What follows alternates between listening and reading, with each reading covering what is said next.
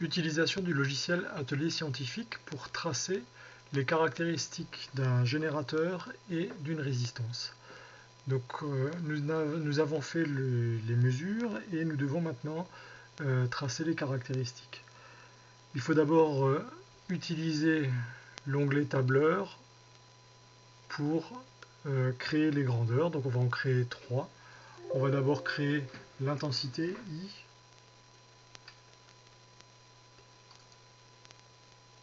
Qui a été converti en ampères. On va créer la tension UP aux bornes de la pile en volts.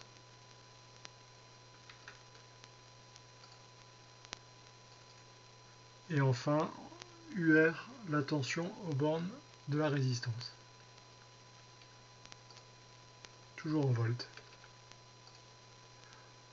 On complète simplement le tableau. Donc le remplissage se fait toujours en colonne.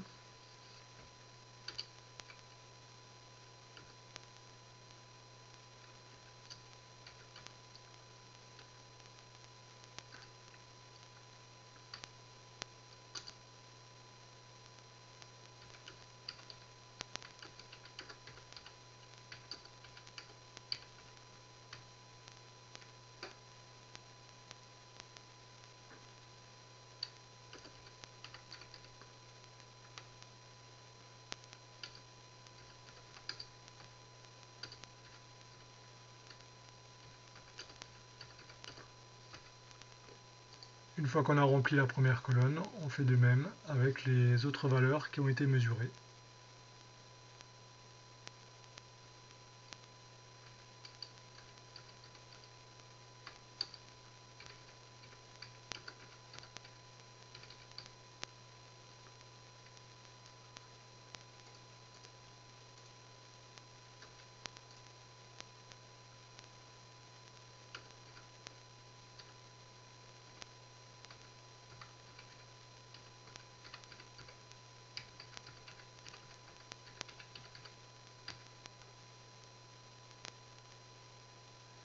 Et on termine avec la tension aux bornes de la résistance.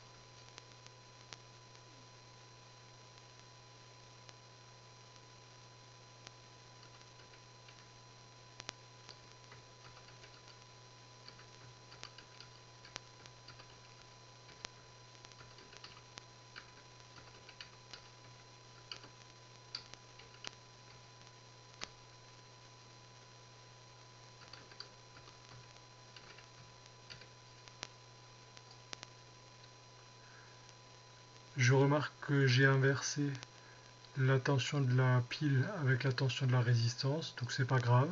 Je vais simplement changer l'indice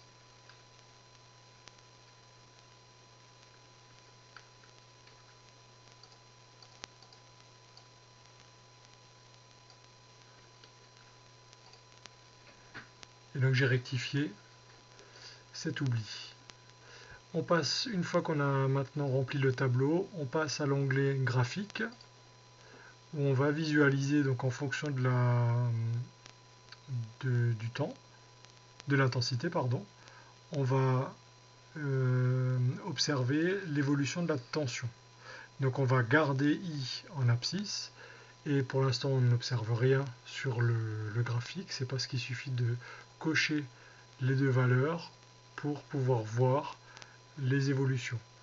On choisit des points avec des plus, on choisit une couleur assez sombre avec une épaisseur moyenne pour que ce soit quand même assez visible. On fait de même avec l'autre, donc UP, on prend des points avec des plus, épaisseur moyenne, et on va garder la couleur qui est assez sombre.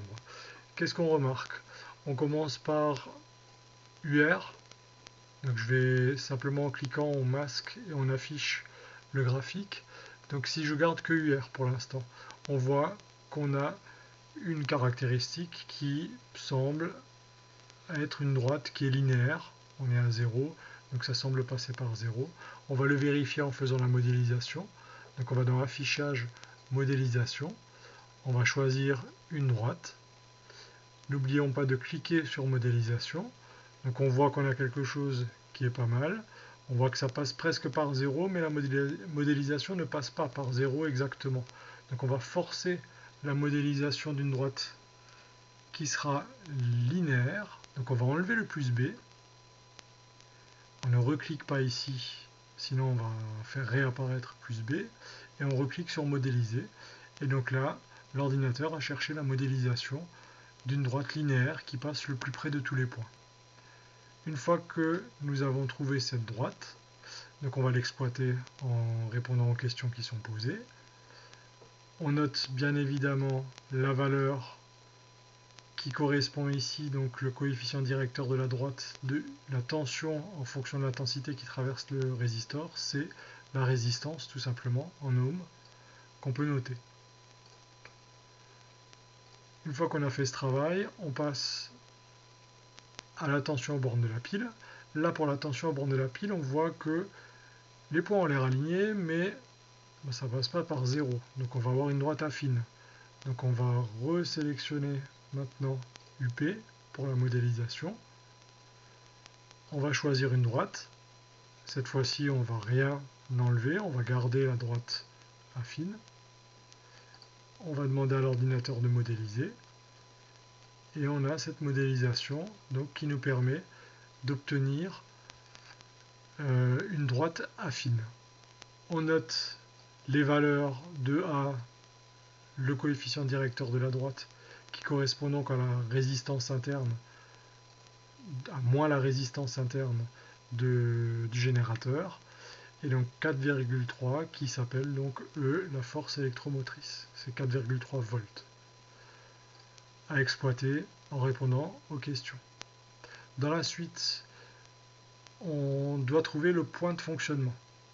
Alors, on voit que le point de fonctionnement, par définition, c'est le croisement des deux modélisations. Donc là, malheureusement, les deux points ne se croisent pas. Donc on va reprendre la modélisation. Donc j'ai décalé simplement le graphique artificiellement pour pouvoir avoir un petit peu plus d'espace. Donc en recliquant sur modéliser, l'ordinateur prolonge naturellement cette droite.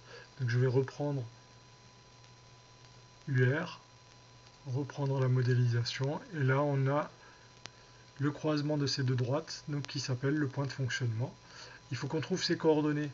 Donc on va utiliser l'outil zoom tout d'abord. On va zoomer sur la partie qui nous intéresse, et en faisant un clic droit pointeur, on va pointer le croisement de ces deux droites et on va noter les coordonnées qui s'affichent, qui correspondent donc à ce qu'on appelle le point de fonctionnement du circuit. Donc je sais que si je branche cette résistance à cette pile, j'aurai une intensité par exemple ici de 0,49 ampères et j'aurai une tension aux bornes de la résistance de 3,88 environ volts. Pour revenir en arrière, on clique simplement sur zoom normal et on se retrouve dans la situation de départ. Si on veut enlever le pointeur, on fait un clic droit et on revient sur normal et on est de nouveau dans la situation de départ. Donc entraînez-vous, c'est un savoir-faire qui est important au niveau des compétences expérimentales.